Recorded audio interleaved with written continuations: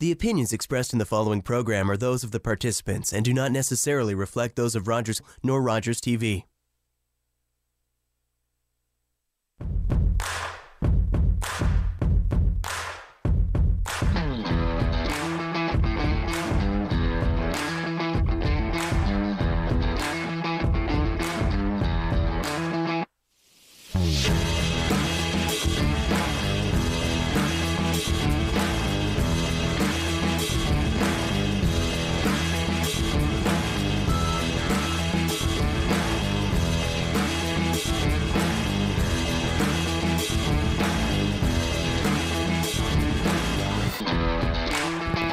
Welcome to another week of City Sparks with me, your host, Huma. We've got a great show lined up for you, so stay tuned. Don't go anywhere. Coming up, DJ K Squared, Karan Mehta. DJ A Squared, Arjun Gulati. Comedian Jack Danny. Comedian Jeff Estrella. And my first guest from Aura Freedom International, Marissa Kokkoros.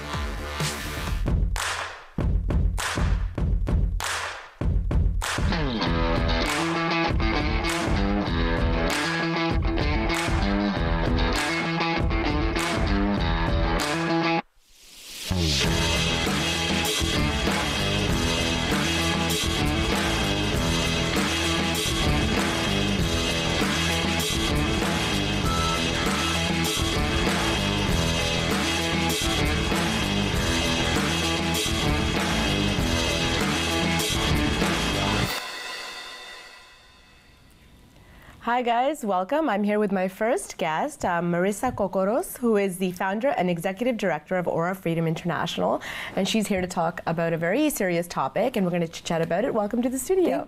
Thank you so much. And I hope I pronounced your name correctly. You did. It was perfect. It was awesome. Perfect. Well, welcome to the studio. Thank you. Now you're going to talk about, let's talk about Aura Freedom International. What is your role in that, and what are you here to discuss with us today? Sure. Aura Freedom International is a registered Canadian charity, and we fight against gender-based violence, different forms of gender-based violence in South Asia and also in Canada. And I founded the organization about 3 years ago, and I'm now the executive director of the organization. So we do a lot of anti-trafficking work. Yes. One of the forms of violence we work against is sex trafficking. Yes. And so that's one of our areas of work. So let's talk about that a little bit. Let's talk about what prompted you to start the organization, first of all, and then we'll get into the details of, you know, what's the risk and what is happening here in Toronto. Let's kind of inform the public about that. Yeah. What started the organization was was me visiting different countries and going to different parts of the world to study and kind of research the social position of women and girls in different places. Yeah. And I started seeing patterns. I started seeing the same forms of exploitation and abuse that was happening to women in all corners of the world. And so I started to dig deeper, and I got into human trafficking. I got into researching child marriage and things like honor killings and other forms of violence against women and gender-based violence in particular, and human rights abuses. So it brought me on a journey. Of course, personal reasons also pushed me, and just a strong sense of, I guess, justice that I've had since a very young age, and so here we are. I think that's excellent, because in a lot of cultures, especially like older cultures, we tend to think it's taboo to kind of bring light to this topic. It's something that we know is there, we don't want to talk about it. Right. Yeah. And I'm sure that, you know, traveling the world, you've seen that, and it happens. So I think it's really important. I know we're a pretty light show here, but I wanted to touch this subject because it is so important.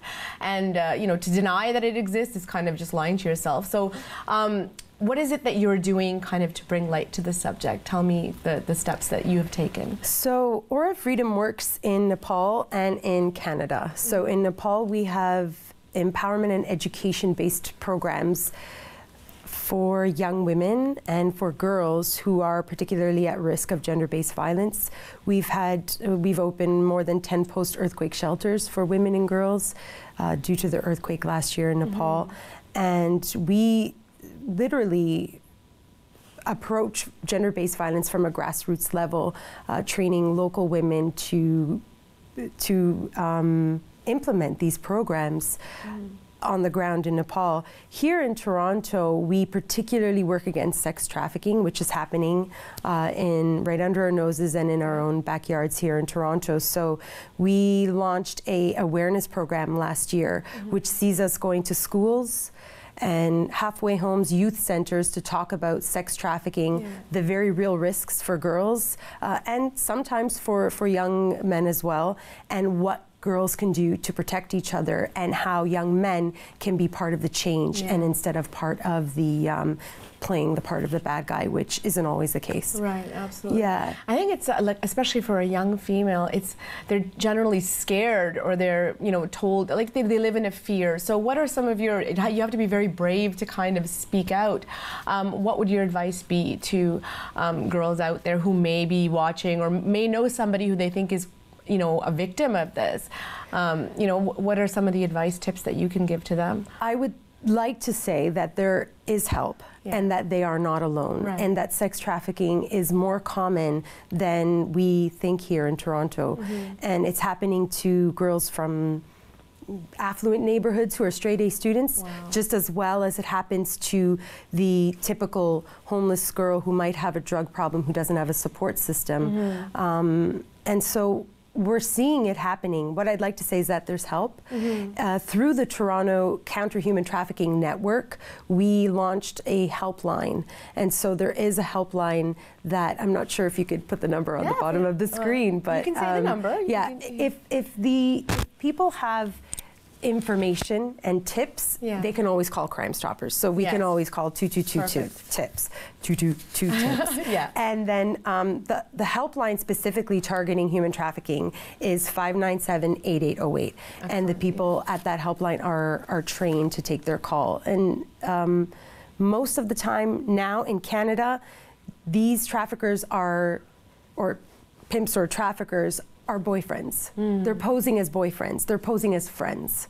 They're boyfriending in, and what they're doing is showering the girl with gifts and love and attention, which many young girls at a young age and vulnerable age really need to feel wanted and beautiful, especially when the all of society is dehumanizing them or sexualizing them every day of their life through media. So what they want to feel is that they're beautiful. So when someone tells them that, it's really easy for them to get swept off their feet and then find themselves very quickly in a world of slavery, in a very brutal, horrific world of slavery. And that's a very tender age, that the teen years. 13. Wow. 13 is the average age when a girl is trafficked, and 90% of trafficked persons in Canada are Canadian. So there's a myth out there where they're brought in from different countries. That exists. That exists more in labor trafficking, which also happens here. But with sex trafficking, 90% of the victims were from Canada in a study done a couple of years ago, last year. I would urge everyone to kind of Google this topic, reach out to you and find out charity starts at home. And if it's happening locally, I think we should all take some steps to stop it and do something about it. But other than that, your website and social media information, everything is up there, and people can reach out to you, correct? Yes, absolutely. They can get informed. They can check out our website. We have a lot of information. And I wanted to thank you for having me on the show to talk about this, because just as fashion and art, I think we can bring to light this dark world perhaps through shows like this and media and communications and art. And I think art and humanity go hand in hand. Absolutely. So, and I'm totally about girl empowerment, girl power, and supporting other females and helping the weaker ones become stronger. So thank you so much, Marissa, for being in the studio. And definitely, guys, go check her out, get all the information, check out the film as well, and we'll be back with lots more.